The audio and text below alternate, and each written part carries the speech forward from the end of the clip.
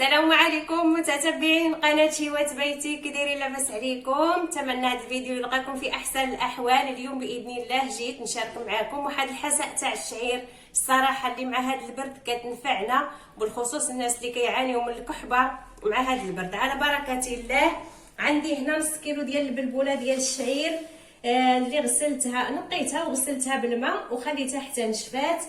ها هي كاينه هنا عندي نص كيلو، كل واحد غادي يدير حسب الرغبه ديالو. عندي هنا شويه ديال الزعتر بلدي، عندي هنا زيت الزيتون، وعندي الملحه، وعندي واحد 3 ديال الفصوص ديال الثوم، وعندي النافع البلدي. النافع البلدي كتعرفوه كيكون الحبه ديالو كبيره. انا راني طحنته ولا يمكن ما طحنتوش بزاف.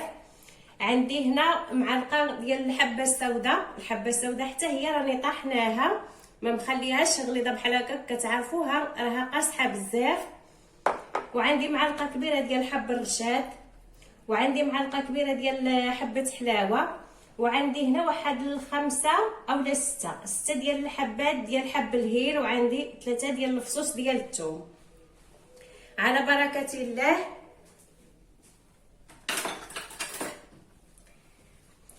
هاد الفصوص ديال الثوم الا ما خفتوا على الولاد الصغار ما يبغيوش، ما غاديش يصاوبوهم، خليهم يبغيو ياكلوا لكم الثومه، غادي تخليهم غير صاينين حتى غيطيبوا وغادي تحيدوهم. يعني حنا عندنا يطلقوا لنا داكشي اللي في الثومه تطلق في ديك الحساء.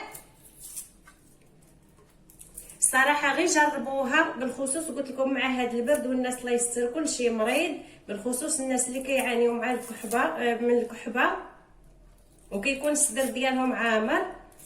يمكن لكم الثومه تنقصوا منها او لا تزيدوا حسب الناس. كاين اللي كيبغيو الثومه بزاف، يمكن لكم تزيدوا حتى الحلبه. انا الحلبه ما غاديش يبغيو الدراري، ما غاديش يبغيو يشربوها اللي حيت فيها الحلبه بحال هكا. الصراحه كنديرها كتعجبهم.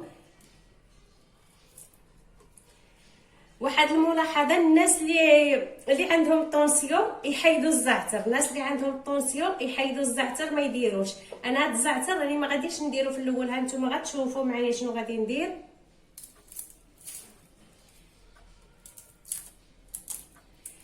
ودائما الماء راني كنساه، الماء راني دايره واحد 2 يطرو ديال الماء اولا يطرو ونص تاع الماء، راهم كيطيبوا. الماء كيبقى على حساب البلبوله. كاينه الروميه، كاينه البلديه، كاينه اللي كتهز الطياب. وإلا بغيتو حتى ديروها في الطنجره ديال الضغط ما تخافوش منها. الا بغيتو تقفلوا عليها وطيب دغيا غديروا معاها غير الزيت، يعني الزيت ديروه في الاول ماشي في الاخر وما تخافوش منه. دابا شنو قلنا؟ غادي نجيب هذا الطنجره اللي عندي،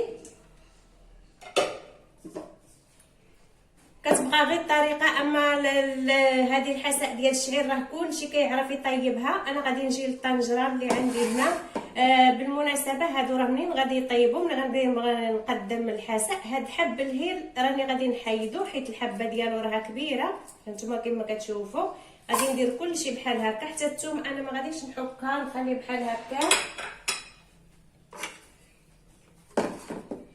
وغادي ندير هاد البلبوله اللي عندي هنا كما كتشوفوا، انا راني غاسلاها ونشفات.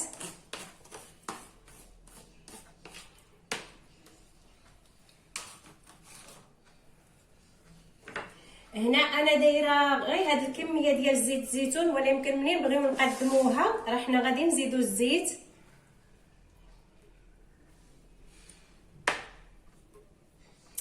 ما عرفتش واش الحليب ذكرته ولا ما ذكرتوش، سمحوا لي نسيت. المهم الحليب راكم عارفينه. الحليب انا قلت لكم الزعتر راني ما غاديش نديرو هنا، كما كتعرفوا الزعتر فيه واحد الطيبه ديال المروره، واذا بقى كيطيب مزيان معاها كيطلق ديك المروره. هاد الزعتر انا شنو غادي ندير له؟ غناخذ منه واحد المعلقه صغيره وغنطيبو مع هاد الحليب هذا. يعني ملي غادي نبغي صافي غطيب هذا، غادي نطيب الزعتر مع الحليب وغادي نديرو ليها. انا غادي ندير دابا شويه ديال الملحه، غادي نكب عليها الماء وغادي نردها طيب ونتلاقى معاكم. ورجعت لكم من جديد. كما كتشوفوا هانتوما الحساء ديالي راها طابت. الصراحه راه كتخليوها غير هكا كطيب على المهل، عرفتوا راه كتولي طايبه مزيان. ما تحتاج كاين الا ما بغيتوش كاع ديروا لها الحليب ما ديروش. انا الحليب ها هو في صيبته مع الزعتر، غادي نديروا لها دابا. ورجعت لكم من جديد من بعد ما طابتنا الحساء ديالنا اللي حضرت معاكم. الصراحه غير جربوها، الصراحه دوك الحبوب اللي فيها الصراحه واحد الروايح طالعه منهم ما نقدرش نوصفها لكم. الصراحه كنتمنى باش تجربوها وتنال الاعجاب ديالكم. بالخصوص قلنا مع هذا الوباء اللي كاين وهذا المرض اللي دابا كاين، الله يستر، راه الا دخل لشي دار ما كيخرجش منها حتى كيخليه شي كينوض وشي كيولي يتبعو. كنتمنى باش تجربوها. الحبوب اللي درنا حنا راه الفوائد ديالها معروفه بزاف، ما كاينلاش ندوي لكم عليها. وكان الزويته ديال العود.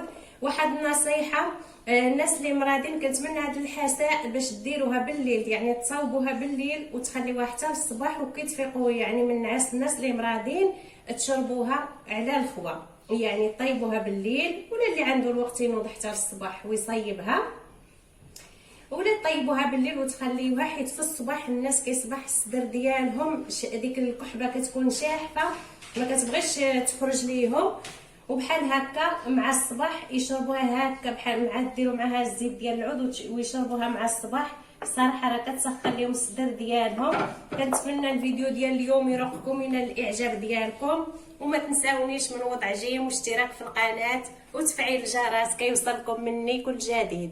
ما بقى الا نقول لكم الى فيديو مقبل ان شاء الله.